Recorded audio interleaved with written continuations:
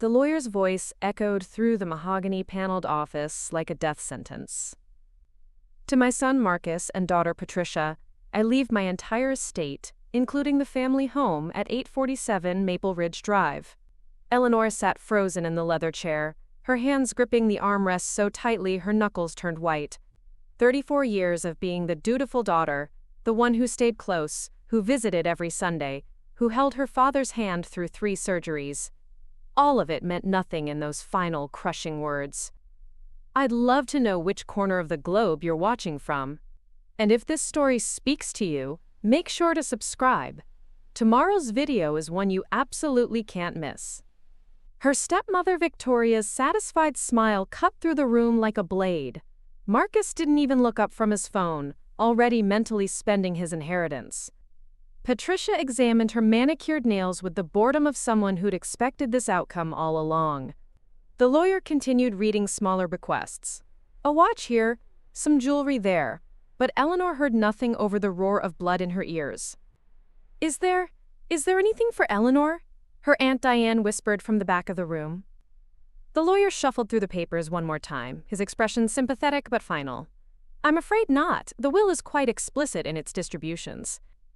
Eleanor stood on shaking legs, gathered what remained of her dignity, and walked out of that office into the harsh afternoon sunlight. She didn't cry, not yet. The tears would come later, in the privacy of her small apartment across town, where she'd moved after her father remarried Victoria 12 years ago. But this story doesn't end with tears. It ends with justice. 3 days after the funeral, Eleanor sat in her cramped kitchen, staring at a cup of coffee that had long gone cold. The hurt had crystallized into something harder, sharper. She'd been erased from her father's life as if she'd never existed, replaced by Victoria's children, who'd barely known him for a decade. Her phone buzzed with a text from Patricia. "We're cleaning out Dad's house this weekend. Don't bother coming by. Victoria says you're not welcome." The casual cruelty of it hit her like a physical blow. That house, the one where she'd learned to ride a bike in the driveway, where she'd had chickenpox in the blue bedroom upstairs, where she'd brought her first boyfriend to meet her parents, was being stripped clean by strangers wearing her father's name. Eleanor walked to her bedroom closet and pulled down a dusty cardboard box labeled Dad's Papers. She'd been the one to help him organize his documents when he'd had his first heart attack 5 years ago. Insurance policies, tax returns, medical records. She'd sorted through everything with meticulous care. Her fingers found what they were looking for, a manila folder marked Property Documents. Inside were the original deed transfers, property surveys, and title insurance papers for 847 Maple Ridge Drive. She spread them across her kitchen table and began to read. The house had been purchased in 1987, 2 years before she was born. Her father, Jonathan Whitmore, and her mother, Sarah, had bought it together as newlyweds. But there was something else. A separate document dated 1985, 2 years before the house purchase. It was a warranty deed for the land itself, purchased by Sarah Whitmore, her mother, as a single person before her marriage. The lot at 847 Maple Ridge Drive had been Sarah's investment, bought with money from her grandmother's estate. When Sarah and Jonathan had decided to build their dream home, they'd constructed it on land that legally belonged to Sarah alone. Eleanor's heart began to pound as she traced the paper trail. When her mother died in a car accident 8 years ago, her will had been simple and clear. Everything she owned went to her daughter, Eleanor. The house had seemed like joint property, so no one had questioned Jonathan continuing to live there. But the land, the actual lot that the house sat on, that had belonged to Sarah and Sarah alone, which meant it now belonged to Eleanor. She pulled out her laptop and began researching. Property law in their state was clear. If someone built a structure on land they didn't own, even if they believed they had the right to do so, the landowner had certain legal remedies. The house itself might belong to Jonathan's estate, but without the right to the land beneath it, the inheritors had a problem. A big problem. Eleanor's hands trembled as she scrolled through legal precedents. Cases where families had lost homes built on land they didn't own. Situations where landowners had charged market-rate rent or forced sales. The law was surprisingly harsh when it came to these situations, even when family was involved. She spent the entire weekend researching, cross-referencing documents, and making phone calls to the county assessor's office. Every piece of information confirmed what she'd discovered. The land at 847 Maple Ridge Drive legally belonged to her, and her alone. The house Jonathan had willed to Marcus and Patricia was sitting on property they had no claim to. On Monday morning, Eleanor dressed in her best suit and drove to the law office of Mitchell Rodriguez and Associates. She'd chosen them specifically because they had no connection to her family's previous legal affairs. She needed someone who would see the situation with fresh eyes. Attorney David Rodriguez listened to her story with the intense focus of a man who recognized a fascinating legal puzzle. He examined her documents with increasing interest, occasionally making notes or asking clarifying questions. "This is quite remarkable," he said finally. "Your mother's ownership of the land is clearly documented, and the transfer to you through her will is legally sound. Your father had what we call a life estate, the right to live on the property during his lifetime by virtue of his marriage to the landowner, but that right died with him." "So what does this mean for Marcus and Patricia?" Eleanor asked. Rodriguez leaned back in his chair. "They own a house, but they don't own the land it sits on. In legal terms, they're quote-unquote holdover tenants on your property. You have several options. You can charge them fair market rent for the land use, you can negotiate a sale of the land to them, or you can require them to remove the structure." The irony was almost poetic. Victoria had orchestrated Eleanor's exclusion from the will, probably thinking she was protecting her children's inheritance. Instead, she'd put them in a position where they'd have to negotiate with the very person they'd tried to cut out. "How long do I have to make this decision?" Eleanor asked. "There's no statute of limitations on asserting your property rights. You could wait years if you wanted to, but I'd recommend acting sooner rather than later, before they make any major improvements to the property or claim adverse possession." Eleanor thanked Rodriguez and scheduled a follow-up appointment for the next week. She needed time to think, to plan, to decide exactly how she wanted to handle this unexpected turn of fate. As she drove home, she passed 847 Maple Ridge Drive. Victoria's car was in the driveway, along with a large moving truck. Through the front windows, she could see people carrying boxes and furniture, probably clearing out anything of value before Marcus and Patricia decided what to do with their inheritance. They had no idea that their castle was built on someone else's kingdom. Eleanor smiled for the first time since the reading of the will. She wasn't going to be cruel, but she wasn't going to be a pushover either. Victoria had taught her a valuable lesson about family loyalty, or the lack thereof. Now it was time to apply that lesson. The next morning, Eleanor received another text from Patricia. "Found some old photos of you in Dad's desk. We're throwing them away unless you want them. You have until Friday." The casual disposal of her memories, photos of birthdays, graduations, family vacations, was the final straw. These people weren't just taking her inheritance. They were erasing her entire relationship with her father. Eleanor picked up her phone and called Attorney Rodriguez. "I've made my decision," she said when he answered.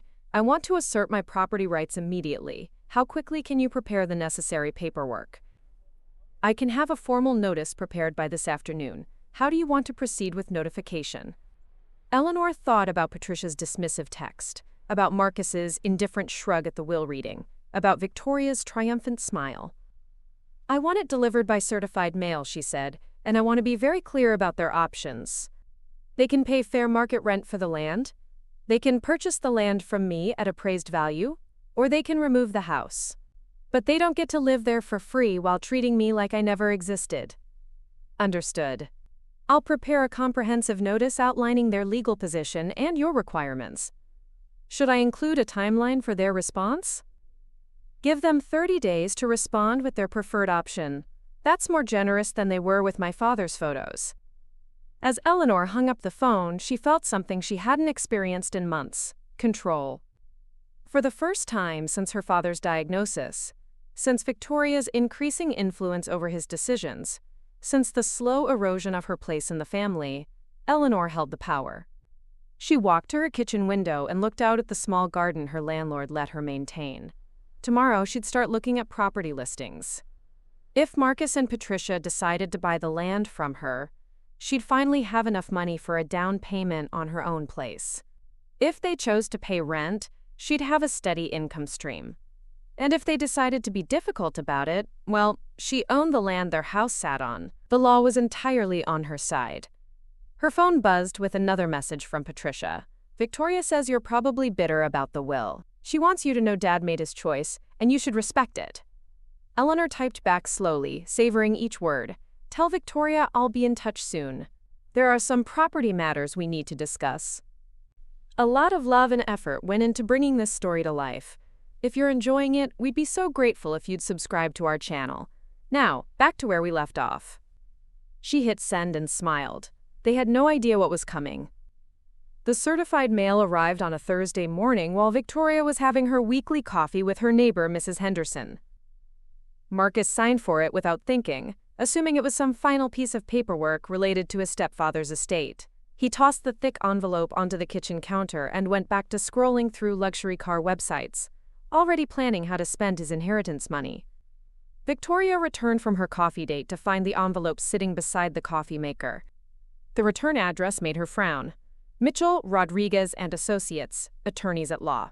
She tore it open with manicured fingers, expecting perhaps some tax document or insurance claim. What she read instead made her sink into the nearest chair. Notice of property ownership and demand for possession was printed in bold letters across the top. The legal language was dense, but certain phrases jumped out like neon signs.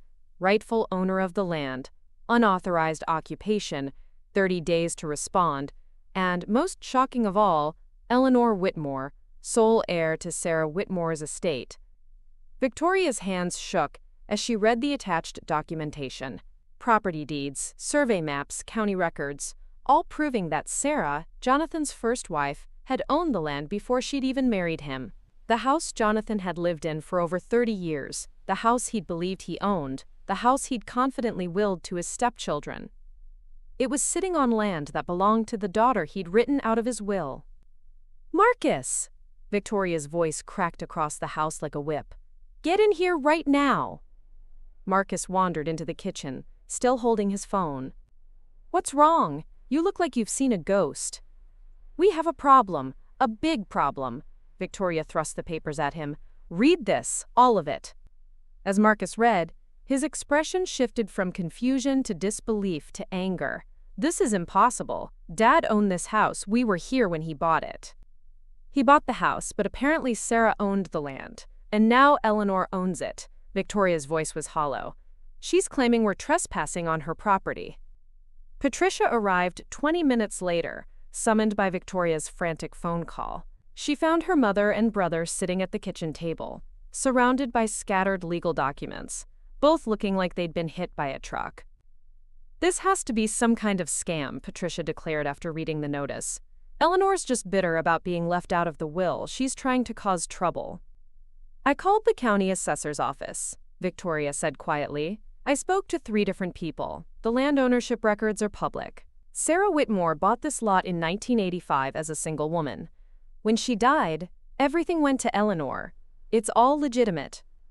Marcus stood up abruptly, his chair scraping against the floor. So what does this mean? Can she really kick us out? According to this lawyer letter, she has several options. She can charge us rent for living on her land, she can sell us the land, or she can require us to move the house. Victoria laughed bitterly. Move the house. As if that's even possible. Patricia was already on her phone researching property law. What she found wasn't encouraging. Case after case of similar situations where landowners had successfully forced homeowners to pay rent or relocate structures built on property they didn't own. There's a case in Nebraska, Patricia said, reading from her phone. A family built a $400,000 house on the wrong lot due to a surveying error. The actual landowner sued and won. The family had to pay 3 years of back rent plus ongoing monthly payments, or demolish the house. That's different, Marcus protested. This is family. Eleanor wouldn't actually kick us out. She's just trying to scare us. Victoria's laugh was sharp and humorless. Family? We made it very clear she wasn't family when your stepfather was alive. I encouraged him to distance himself from her, to focus on you two instead. We didn't invite her to Christmas dinner for the last 3 years. We didn't even tell her when he was in the hospital until after his surgery was over. The silence that followed was heavy with the weight of their past actions. All those small cruelties, all those deliberate exclusions, all those times they'd made Eleanor feel unwelcome in her childhood home. It had seemed so justified then. They were protecting their place in Jonathan's life, securing their future. Now it was coming back to haunt them. "We need to call a lawyer," Patricia said finally. "There has to be something we can do. Some way to fight this." Victoria was already dialing. She'd used the same law firm for her divorce proceedings years ago. Harold Brennan answered on the third ring. "Harold, I need your help. We have a property dispute." Victoria explained the situation in clipped, precise sentences, her business training taking over despite her panic. There was a long pause after she finished. "Victoria, I have to be honest with you. If the documentation is legitimate, and it sounds like it is, you don't have much legal ground to stand on. Property ownership is pretty black and white in these situations. But Jonathan lived here for over 30 years. Doesn't that count for anything? Adverse possession? Squatters' rights? Adverse possession requires hostile occupation, meaning the true owner didn't give permission. If Sarah allowed Jonathan to live on the property as her husband, and if Eleanor never formally objected to your continued residence after Sarah's death, then adverse possession wouldn't apply. How long has it been since Sarah died? 8 years. And Eleanor never said anything about the land ownership in all that time?" Victoria hesitated. She probably didn't know. Jonathan handled all the property matters, and after Sarah died, we didn't really include Eleanor in family business discussions. Another pause. "I see, so she likely just discovered her ownership rights recently. That actually strengthens her position. She can't be expected to assert rights she didn't know she had." Victoria felt the last of her hope crumbling. "What are our options?"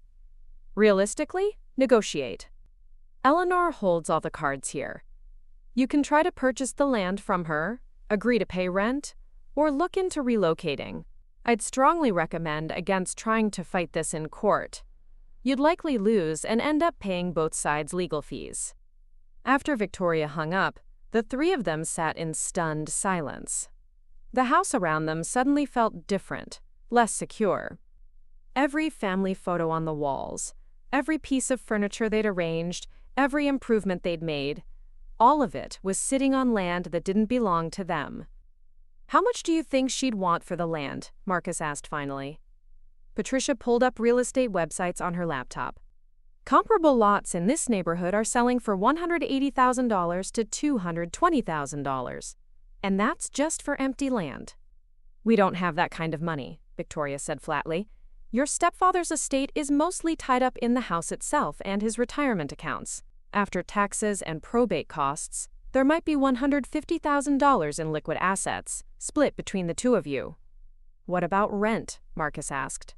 "How much could she charge us?" Patricia was already calculating.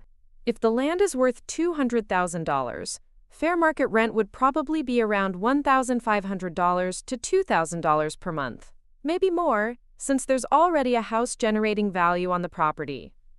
$2,000 a month? Marcus's voice cracked. "I can't afford that.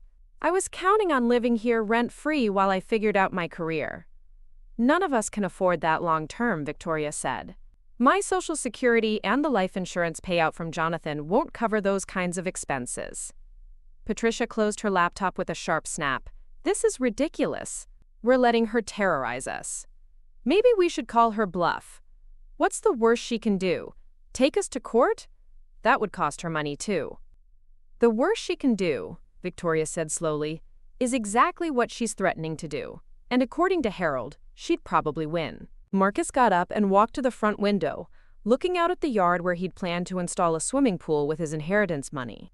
"You know what the really sick part is? She probably planned this. She probably knew about the land ownership all along and just waited for Dad to die so she could spring this trap." "I don't think so," Victoria said reluctantly. "Eleanor isn't that calculating. If she'd known, she would have said something years ago. She was always too honest for her own good." "Then how did she figure it out now?" Victoria thought about all the times Eleanor had helped Jonathan with his paperwork, all the hours she'd spent organizing his files when he was sick. She probably found the documents while going through Sarah's things. Or maybe she was trying to understand why she was left out of the will and started digging into the property records. The irony wasn't lost on any of them. If they'd included Eleanor in the estate planning discussions, if they'd treated her like family instead of an outsider, she might never have felt the need to examine her mother's old documents. Their exclusion of her had led directly to this discovery. Patricia's phone buzzed with a text message. She glanced at it and her face went pale. "What is it?" Victoria asked. "It's from Eleanor. She says she'd like to meet with us this weekend to discuss the property situation. She suggests Saturday afternoon, here at the house." Marcus laughed bitterly. "Here at her house, you mean?" "She also says she hopes we can work out an arrangement that's fair to everyone, but that she needs us to understand she's serious about asserting her property rights." Victoria stared at the message Patricia showed her. The tone was polite but firm, businesslike but not hostile. It sounded like someone who held all the power and knew it but wasn't necessarily interested in using that power to destroy them. Yet, "What do we tell her?" Patricia asked. Victoria looked around the kitchen where she'd hosted dozens of dinner parties, where she'd comforted Jonathan through his cancer treatments, where she'd planned her stepchildren's futures. Everything she'd built here was suddenly balanced on a knife's edge, dependent on the goodwill of a woman she'd spent years pushing away. "We tell her yes," Victoria said finally, "and then we pray that Eleanor is more forgiving than we deserve." Saturday arrived gray and drizzling, the kind of weather that seemed to match the mood inside 847 Maple Ridge Drive. Victoria had spent the morning cleaning obsessively, as if having spotless baseboards would somehow strengthen their negotiating position. Marcus paced the living room, rehearsing arguments that sounded weaker each time he repeated them. Patricia sat at the dining room table with a legal pad, frantically scribbling notes about property law precedents she'd found online. At exactly 2 o'clock, Eleanor's car pulled into the driveway. She sat behind the wheel for a moment, gathering her thoughts. This house had once been her sanctuary, the place where her mother had tucked her into bed and read her stories, where her father had taught her to play chess on rainy afternoons like this one. Now she was returning as a stranger, armed with legal documents and the power to upend the lives of the people who'd erased her from their family. Eleanor walked to the front door and knocked, a formal gesture that wasn't lost on anyone inside. This was her land, but she was announcing herself like a visitor. Victoria opened the door with a strained smile that didn't reach her eyes. "Eleanor, thank you for coming. Please sit down." The living room felt smaller than Eleanor remembered. Or maybe it just seemed cramped with the weight of unspoken accusations hanging in the air. She chose the armchair that had been her father's favorite, a subtle assertion of her position that made Marcus shift uncomfortably on the couch.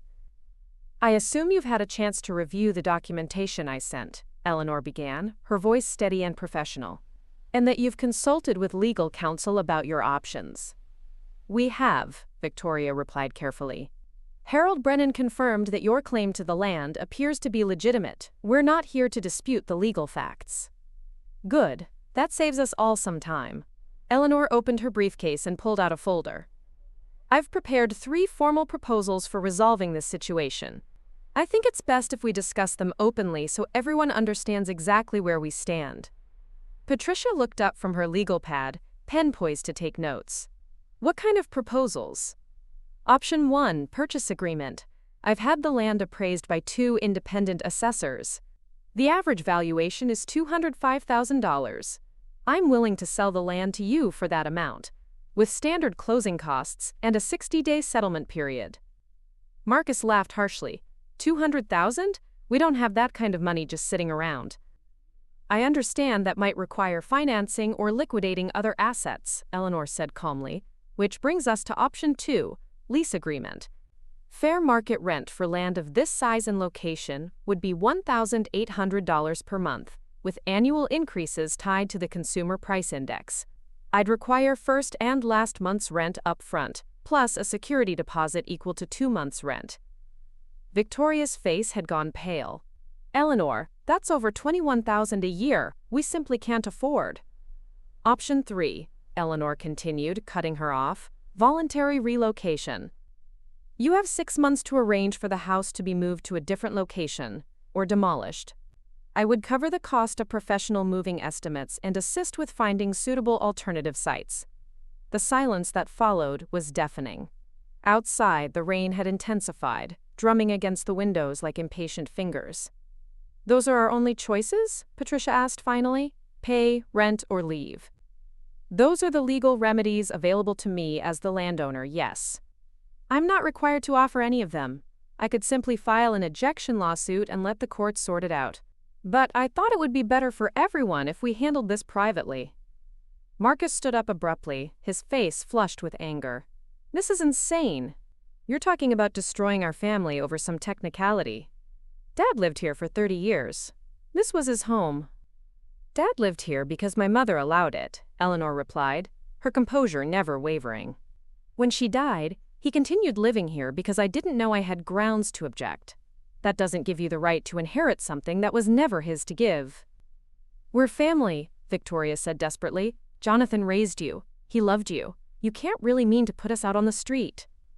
For the first time since arriving, Eleanor's mask slipped slightly. Family? When was the last time any of you treated me like family?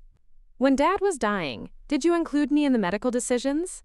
When he was planning his will, did anyone think to mention that I might have legal rights to consider? You were always jealous of our relationship with Jonathan, Patricia shot back. You couldn't accept that he moved on after your mother died. I accepted it fine. What I couldn't accept was being treated like a stranger in my childhood home, being uninvited from holidays, having my photos thrown away like garbage. Eleanor's voice hardened. You made it very clear that I wasn't part of this family. So don't appeal to family loyalty now that you need something from me. Victoria tried a different approach. What do you want, Eleanor? Really? Is this about money, or are you trying to punish us? Eleanor considered the question seriously. It's about fairness. You inherited Dad's entire estate.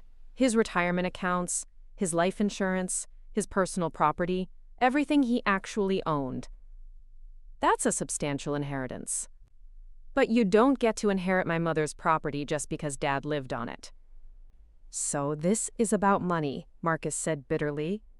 This is about what's legally and morally right. My mother bought this land with her own money. She intended for it to be my inheritance someday. Just because Dad remarried and you all forgot about that doesn't change the facts. Patricia leaned forward. What if we could work out some kind of compromise? Maybe we could pay you a lump sum that's less than the full land value, but more than you'd get from rent payments. Eleanor consulted her notes. What did you have in mind? $50,000, cash. You sign over the land, we all walk away clean. $50,000? Eleanor almost smiled. The land is worth 4 times that amount. Even if I agreed to a discount for family relations, $50,000 would be insulting. It's what we can afford, Victoria said quietly. The estate will clear about $150,000 after taxes and fees. Split between Marcus and Patricia. That's $75,000 each. We can't give you more than 2/3 of our entire inheritance. Then perhaps you should consider the lease option. $1,800 a month is actually below market rate for land in this neighborhood. Marcus began pacing again. You're talking about almost our entire inheritance, just for the first year's rent and deposits. What happens after that? We're supposed to be your tenants forever? You'd be tenants until you decided to buy the land, found somewhere else to live, or I decided to sell to someone else. The threat was implicit but clear. Eleanor held all the power in this relationship. She could end their arrangement at any time by selling the land to a developer or another buyer who might not be interested in having tenants. This is extortion, Patricia said flatly. This is property law, Eleanor corrected. If you think I'm being unreasonable, you're welcome to consult with your attorney about taking this to court. I'm confident in my legal position. Victoria had been quiet for several minutes, her mind racing through calculations and possibilities. Finally, she spoke. What if we gave you $75,000 and also agreed to pay rent for a specific period? Say 12 months of rent at a reduced rate? Eleanor tilted her head, considering. You're suggesting a partial purchase plus a temporary lease? Yes, $75,000 upfront, plus $1,200 a month for 1 year. That gives us time to secure financing for the remaining balance, and it gives you immediate cash plus guaranteed income. And after the year, we'd have the option to buy the remaining balance, call it $115,000, or extend the lease at the full market rate. It wasn't a terrible offer, Eleanor realized. She'd get nearly half the land's value immediately, plus rental income, plus the security of knowing they were serious about eventually purchasing. But it also locked her into a long-term arrangement with people who'd treated her badly. "I'll need to think about that," she said finally. "And I'd want any agreement drafted by my attorney with very specific terms about what happens if you default on payments or decide not to exercise the purchase option." "Of course," Victoria said quickly. "We want this to be fair and legal for everyone." Marcus had stopped pacing and was staring out the window at the rain. "I can't believe we're sitting here negotiating to live in our own house." "It was never your house," Eleanor said quietly. "It was Dad's house, on my mother's land. And now Dad is gone." The brutal simplicity of that statement hung in the air. All the emotions, all the family drama, all the hurt feelings. In the end, it came down to legal ownership and property rights. "How long do we have to decide?" Patricia asked. "The original notice gave you 30 days to respond. We're now at day 12. If you want to make a counteroffer or negotiate different terms, I'd suggest we resolve this quickly. The longer we wait, the less inclined I'll be to consider alternatives to my original 3 options." Victoria nodded. "We'll discuss your offer, our proposal, tonight, and get back to you by Monday. Will that work?" "Monday is acceptable. But Victoria?" Eleanor stood and gathered her papers. "I want to be very clear about something. I'm willing to negotiate because I believe in being fair, not because I have to. Don't mistake my willingness to compromise for weakness. If you try to stall or avoid making a decision, I'll simply file the necessary legal paperwork and let the courts handle it." She walked toward the front door, then paused and looked back at the 3 of them. "One more thing. I'll be hiring a property management company to monitor the condition of the land and structures. Any major modifications or improvements will need my written approval going forward. This is my property now, and I intend to protect its value." With that, Eleanor walked out into the rain, leaving behind 3 people who finally understood just how completely their world had changed. Monday morning came with unexpected sunshine, a sharp contrast to Saturday's gloomy weather. Eleanor sat in her apartment, reviewing the contract amendments her attorney had prepared over the weekend. David Rodriguez had been thorough. The proposed agreement included penalty clauses, default provisions, and exit strategies that protected her interests from every conceivable angle. Her phone rang at exactly 9 o'clock. "Eleanor, it's Victoria. We've made our decision." The voice on the other end sounded tired, defeated.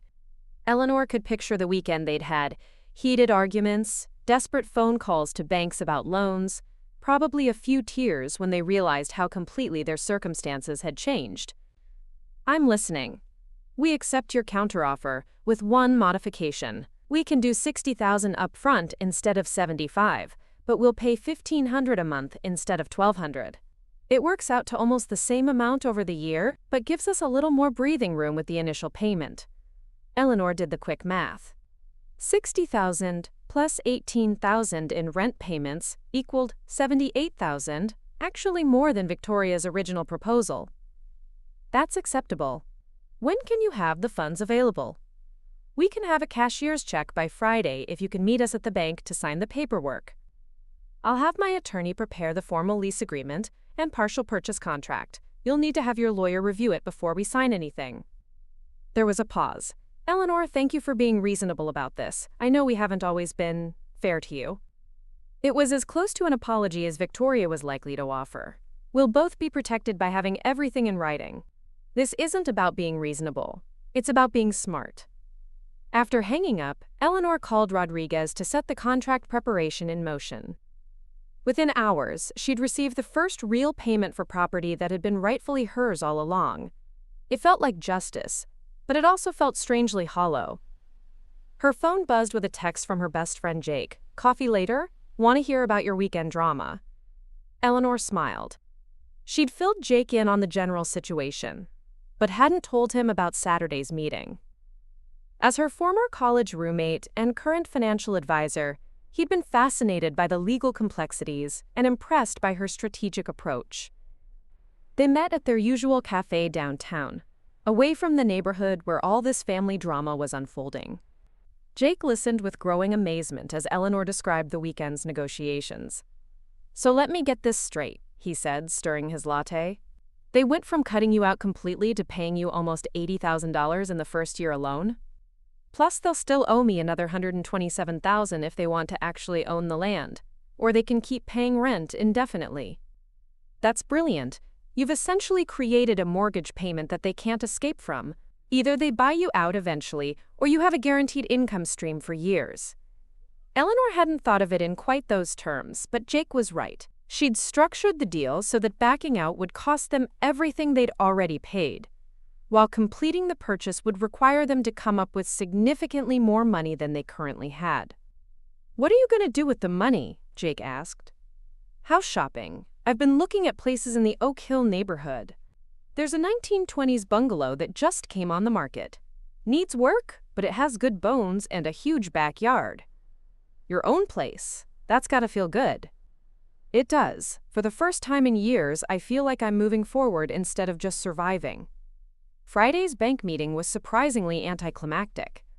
Victoria, Marcus, and Patricia arrived with their attorney, a nervous-looking man who clearly wished his clients had consulted him before getting into this situation. The paperwork was signed in 20 minutes, and Eleanor walked out with a cashier's check that represented more money than she'd ever held at one time. But the real satisfaction came 2 weeks later. Eleanor was in her new house. She'd made an offer the day after receiving the payment and closed with cash 10 days later, when her phone rang. It was Patricia, and she sounded panicked. "Eleanor, we have a problem. Marcus wants to install a hot tub on the back deck, but the contractor says he needs a permit that requires the landowner's signature. Can you meet us tomorrow to sign the paperwork? I'll need to review the plans first. Email me the contractor's proposal and the permit application." "It's just a hot tub. Can't you just sign it?" "Patricia, read your lease agreement. Any permanent modifications to the property require my written approval after I've reviewed the plans for potential impact on land value. I'm not signing anything without seeing the details." The plans, when they arrived, were ridiculous. Marcus wanted to install a $15,000 luxury spa that would require extensive electrical work and a concrete pad. The contractor had also proposed expanding the existing deck by 40% to accommodate the installation. Eleanor called Patricia back. "The hot tub is fine, but not the deck expansion. That would be a permanent improvement that significantly alters the property structure. But the contractor says the current deck won't support the weight. Then Marcus needs to choose a smaller hot tub or find a different location for it. I'm not approving any major structural changes to the deck." The argument that followed revealed just how much the family was struggling with their new reality. They were accustomed to making decisions about the property without consulting anyone, and having to ask permission for every improvement felt like a constant reminder of their dependent status. "This is impossible," Patricia finally exploded. "We can't live like this, having to get your approval for every little thing." "Then perhaps you should prioritize saving for the land purchase so you can regain full control of the property," Eleanor suggested calmly. That conversation was followed by several others over the next few months. Victoria wanted to replace the aging HVAC system, but balked when Eleanor insisted on choosing the contractor to ensure quality work that would maintain property values. Marcus proposed converting the basement into a rental unit, which Eleanor rejected outright as a zoning violation that could result in municipal fines. Each request forced them to confront the reality that they were essentially tenants in what they still thought of as their family home. The psychological impact was clearly wearing on them. The breaking point came in month 8 of their lease agreement. Eleanor was reviewing her monthly property management report when she noticed something unusual. The water usage had spiked dramatically, and there were signs of landscaping work being done without approval. She drove by the house the next day and discovered that Marcus had installed an elaborate irrigation system and begun construction on what appeared to be a greenhouse foundation. Her phone call to Victoria was brief and direct. You have 48 hours to halt all unauthorized construction and remove any unpermitted installations. If work continues without my approval, I'll consider it a material breach of the lease agreement. Eleanor, please be reasonable. Marcus is trying to start a landscaping business. This could actually increase your property value. Any increase in property value from improvements I didn't approve would legally belong to me as the landowner. Marcus would be essentially donating his labor and materials to my estate. Is that really what you want? The silence on the other end told Eleanor that Victoria hadn't considered this aspect of property law. Improvements made by tenants generally became the property owner's assets unless specifically negotiated otherwise. We need to talk, Victoria said finally. All of us. Can you come by this weekend? Saturday's meeting was very different from their first negotiation. This time, Eleanor was clearly in the position of power, and everyone knew it. The family looked exhausted, stressed by months of having to justify every decision about their living space. We want to exercise the purchase option early, Victoria announced, without preamble. We'll pay the remaining balance, $127,000, in 60 days. Eleanor was genuinely surprised. You've arranged financing? Patricia is selling her condo. Marcus is liquidating his investment accounts. I'm taking out a reverse mortgage on my retirement plan. We'll have the money. The desperation in Victoria's voice was unmistakable. They were liquidating everything they owned to buy land they'd been living on for free their entire lives, all because they couldn't handle the psychological burden of being tenants. That's a significant financial sacrifice, Eleanor observed. Are you sure you want to drain your assets like that? We don't have a choice, Marcus said bitterly. Living here under these conditions is driving us crazy. Every time we want to change a light fixture or plant a flower, we have to ask permission. It's humiliating. Eleanor realized they'd never truly understood what being cut out of the will would cost them. They'd thought it was just about money, about missing out on an inheritance. They hadn't grasped that their actions would force them to spend their existing assets to maintain the lifestyle they'd taken for granted. If that's what you want to do, I'll have the purchase agreement prepared. But I want to be clear. This sale is final. Once you own the land, our business relationship ends. There won't be any family discounts or special considerations in the future. We understand, Victoria said quietly. 2 months later, Eleanor sat in the same attorney's office where this had all began, signing the final paperwork that transferred the land to Victoria, Marcus, and Patricia. The cashier's check represented the completion of the most lucrative transaction of her life.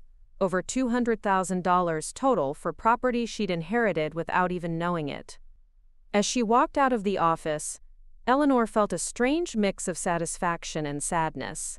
She'd gotten justice, financial security, and validation that her mother's investment had been protected. But she'd also permanently severed the last connections to her childhood home and the family that had raised her. Her phone buzzed with a text from Jake. "Dinner tonight? Want to celebrate your real estate empire?" Eleanor smiled and typed back, "Sure, but I think I'm retiring from the landlord business." She had her own house now, her own future to build. The past, with all its hurt and betrayal, could finally stay where it belonged. 6 months after the final land sale, Eleanor's life had settled into a rhythm she'd never imagined possible. Her 1920s bungalow had been transformed from a fixer-upper into a warm, welcoming home. The hardwood floors gleamed under coats of fresh polyurethane, the kitchen boasted new appliances and granite countertops, and the backyard had become her sanctuary, complete with a vegetable garden and a reading nook under the old oak tree. But the real transformation was in Eleanor herself. She was sitting in her home office on a Tuesday morning, reviewing investment statements with a satisfaction that went deeper than mere financial security. The money from the land sale had been carefully diversified across index funds, bonds, and a small real estate investment trust.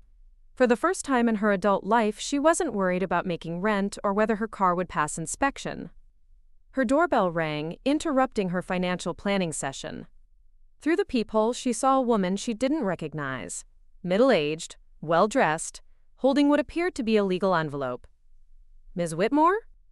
I'm Janet Collins from Collins & Associates Law Firm. I represent the estate of Harold Brennan. Could I speak with you for a few minutes?" Eleanor recognized the name. Harold was the attorney who had represented Victoria during their property negotiations. She invited Janet in, curious about what could have brought her here. Mr. Brennan passed away last month, Janet explained, settling into Eleanor's living room. During the process of closing his practice, we discovered some irregularities in several estate cases he handled. Your stepfather's will was among them. Eleanor felt a chill run down her spine. What kind of irregularities? Janet pulled out a thick folder. It appears that Mr. Brennan may have provided incomplete legal advice to your father regarding the property at 847 Maple Ridge Drive. We found notes in his files indicating he was aware of your mother's original land ownership, but failed to advise your father about the potential complications for his estate planning. Are you saying he knew about the land ownership issue? More than that, we found correspondence between Mr. Brennan and your father from 3 years ago, where your father specifically asked about ensuring his will would give his stepchildren full ownership of the house. Mr. Brennan advised him that the property could be transferred through the will without any additional steps. Eleanor stared at the documents Janet handed her.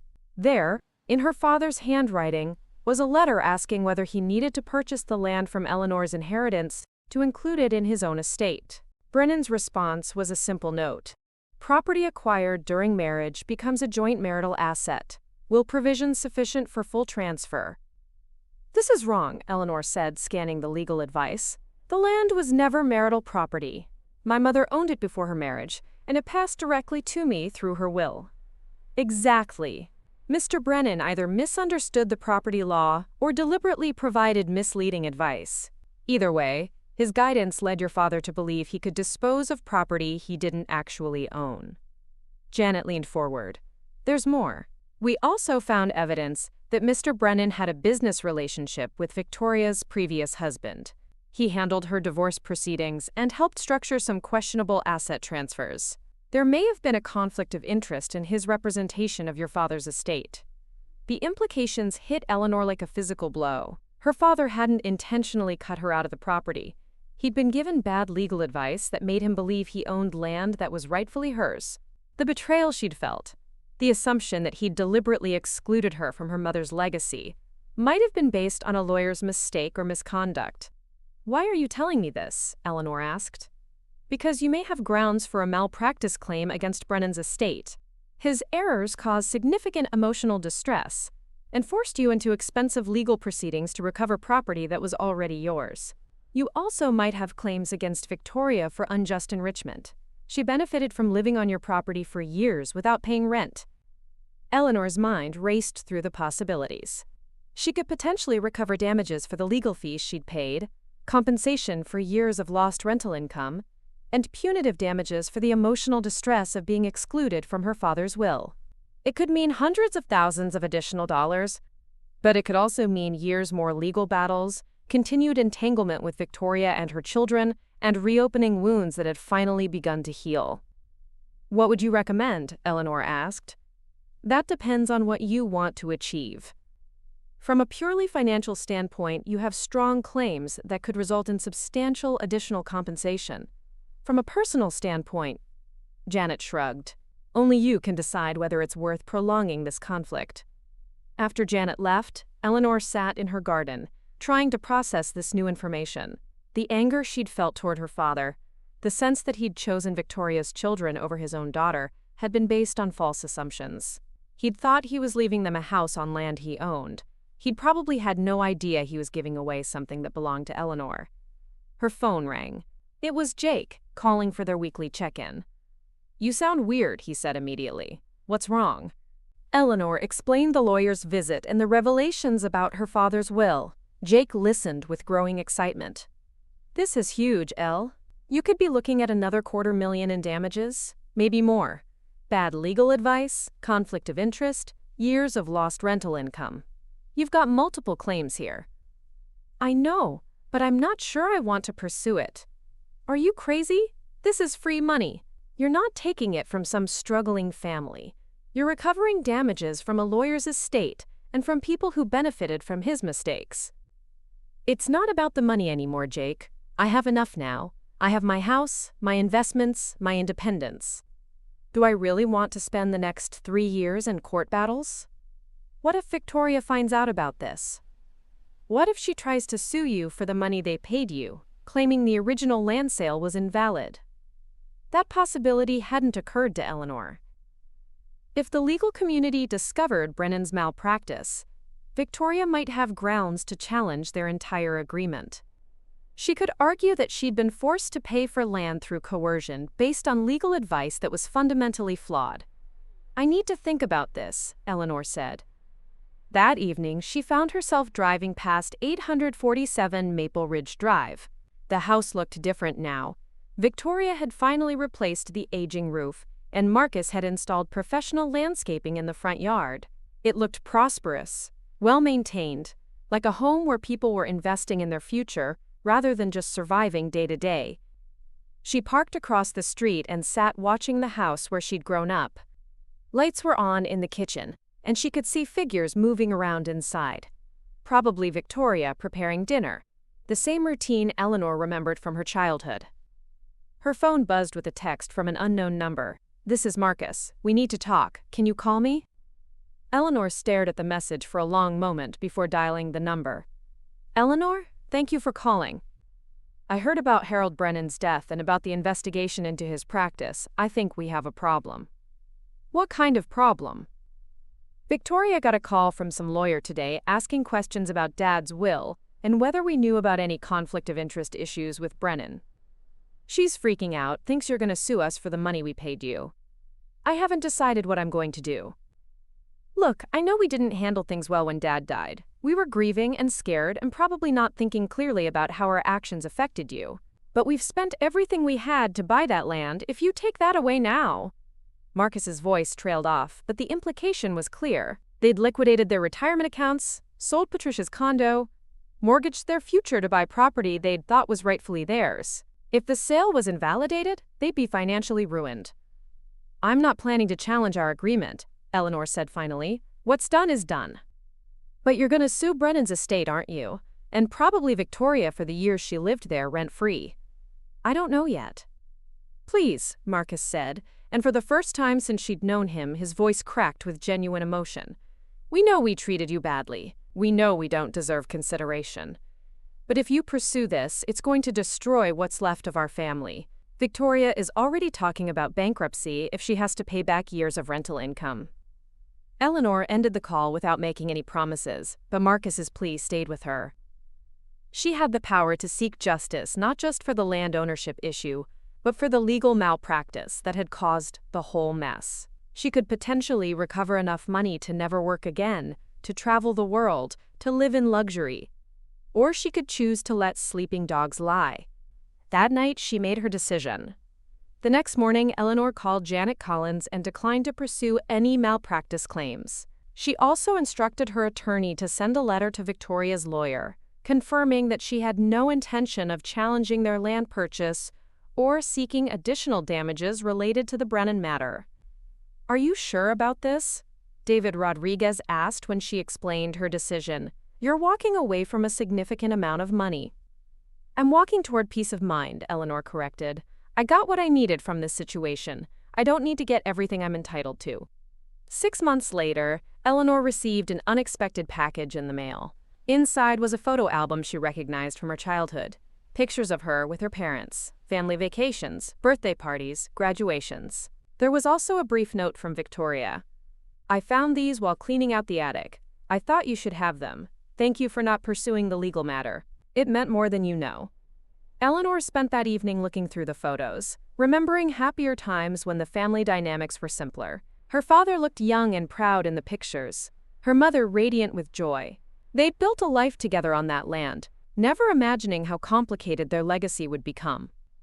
But as she closed the album and looked around her own home, the house she'd bought with money earned from protecting her mother's investment, Eleanor realized she'd found something more valuable than revenge, or even justice. She'd found closure. 2 years had passed since Eleanor closed the door on her family's legal drama, and her life had blossomed in ways she never could have imagined. Her bungalow had become a showpiece of the neighborhood, featured in the local Home and Garden magazine after her kitchen renovation won a design contest. More importantly, she'd built a life filled with genuine relationships and meaningful work. The photography business she'd started as a side hobby had grown into a thriving enterprise. Specializing in estate and family portraits, she'd discovered a talent for capturing the authentic moments that families treasured. Her calendar was booked 6 months in advance, and she'd just been commissioned to photograph a high-profile wedding in Charleston. It was while editing photos from a recent shoot that her doorbell rang on a crisp autumn morning. Through the window, she saw a young woman she didn't recognize, probably in her early 20s, with dark hair and familiar green eyes. "Ms. Whitmore? I'm sorry to bother you. My name is Rebecca Chen. I think we might be related." Eleanor opened the door wider, studying the girl's face. There was something familiar about her features, though she couldn't place where she might have seen them before. "Please, come in. What makes you think we're related?" Rebecca pulled out her phone and showed Eleanor a photo of a young woman in a wedding dress from what appeared to be the 1960s. "This is my grandmother, Susan Whitmore. She died when I was little, but my mom always said she had a brother named Jonathan who lived somewhere in this area." Eleanor's breath caught. Jonathan had never mentioned having a sister, but looking at the photo, she could see the family resemblance. The same stubborn chin, the same deep-set eyes that she'd inherited from her father. "My father was Jonathan Whitmore," Eleanor said slowly, "but he never talked about having any siblings." "That's because they had a falling out in the 1970s, Rebecca explained. "Something about my grandmother's choice to marry my grandfather, who was Chinese American. Apparently, your father didn't approve of the interracial marriage and they stopped speaking." The revelation hit Eleanor like a physical blow. Her father, the man she'd idealized despite everything that had happened with the will, had cut his own sister out of his life over racism. It was a side of him she'd never known existed, and it cast their entire family dynamic in a different light. "How did you find me?" Eleanor asked. "I've been doing genealogy research for a college project. When I found out Jonathan had died, I started looking for other family members. I found your name on some property records and tracked you down through your photography business website." Rebecca hesitated, then pulled out another photo. "There's something else. My grandmother never got over losing touch with her brother. She kept all his school pictures, even some from when they were kids. She always hoped they'd reconcile someday." The photos showed a young Jonathan Eleanor had never seen, laughing with a sister who clearly adored him, building snow forts, dressed up for school pictures. The warmth between the siblings was obvious, which made their eventual estrangement even more tragic. "She left me something," Rebecca continued, reaching into her bag. "A jewelry box that belonged to your grandmother, Jonathan's mother. Grandma Susan always said it should go back to Jonathan's family someday." The jewelry box was beautiful. Carved mahogany with an intricate inlay pattern. Inside, Eleanor found vintage brooches, a pearl necklace, and underneath the velvet lining, a collection of letters tied with a blue ribbon. "Are these?" "Letters from Jonathan to Susan. From before their fight, Grandma kept everything." Eleanor's hands trembled as she untied the ribbon and began reading. The letters revealed a side of her father she'd never known. Warm, funny, protective of his younger sister. In one letter from 1968, he wrote about meeting Sarah and how excited he was for Susan to meet her. In another, he talked about his dreams of having children and giving them the loving family he and Susan had never quite had growing up. The last letter was dated 1974, just a few months before Susan's wedding. Jonathan's tone was different, formal, disapproving. He expressed his, quote, concerns about Susan's choice to marry outside their race and suggested she reconsider the implications for any future children. Susan's response was tucked in with Jonathan's letters, a heartbroken but dignified rejection of his prejudice. She wrote that she loved him but couldn't accept his inability to see past skin color to the man she'd chosen to spend her life with. The letter ended with a simple line. "I hope someday you'll understand that love is more important than the fears our parents taught us." They never spoke again after that, Rebecca said quietly, but Grandma Susan followed his life from a distance. "She knew when you were born, when your mother died, even when he remarried. She always hoped he'd change his mind." Eleanor set down the letters, her mind reeling. Did she know about what happened with his will? She died 5 years ago, so no, but my mom knew. She said Grandma Susan would have been heartbroken to know that Jonathan repeated the same pattern with you that their parents had with him. What do you mean? Rebecca looked uncomfortable. From what I understand, your grandparents were difficult people.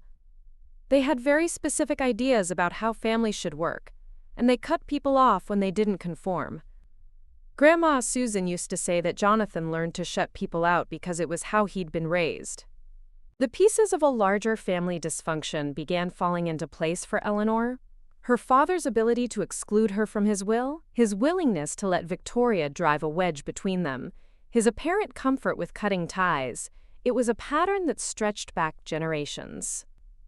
There's something else, Rebecca said hesitantly. I have a cousin, Susan's grandson from her other son. He's been trying to connect with family too. And there might be other relatives out there who lost touch over the years.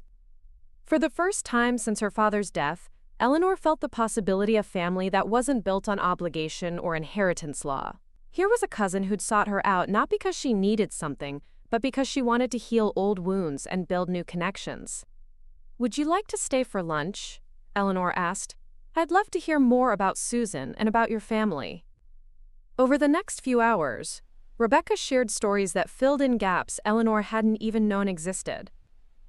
Susan had become a successful teacher, raised 3 children who all graduated from college, and spent her retirement volunteering with immigrant families. She'd lived the kind of rich, meaningful life that came from choosing love over fear. She would have been so proud of how you handled everything with the land, Rebecca said, when Eleanor finally told her the whole story. She always said the best revenge against small-minded people was living well. That afternoon, after Rebecca left with promises to stay in touch and plans for Eleanor to meet more of the extended family, Eleanor sat in her garden reflecting on how dramatically her understanding of her father had shifted. He wasn't the man she'd idealized, but he also wasn't the villain she'd briefly believed him to be. He was a flawed person who'd inherited destructive patterns and passed them on, but who'd also loved her in the limited way he knew how. Her phone rang, interrupting her thoughts. It was Jake, calling with news that he'd been promoted to partner at his financial planning firm. We should celebrate, he said. Dinner at that new place downtown? Actually, I have a better idea. Come over and I'll cook. I have some family stories to share with you. That evening, as she prepared dinner for her best friend and looked through the photos Rebecca had brought, Eleanor realized that the journey that had started with being cut out of a will had led her to something far more valuable than any inheritance. She'd found her own strength, built her own security, and now discovered family connections that were based on choice rather than obligation. The house around her was filled with furniture she'd chosen, art she'd purchased with money she'd earned, and memories she was creating on her own terms. Outside, her garden was preparing for winter, but she'd already planned next year's plantings: a Japanese maple in honor of Rebecca's grandmother, herbs for the cooking classes she was thinking of taking, and maybe a reading corner where she could enjoy the letters that had reconnected her to families she'd never known existed. Her phone buzzed with a text from Rebecca. Found more family photos. Can I bring them by this weekend? My cousin David wants to meet you too. Eleanor smiled and typed back, Of course. I'll make dinner for everyone.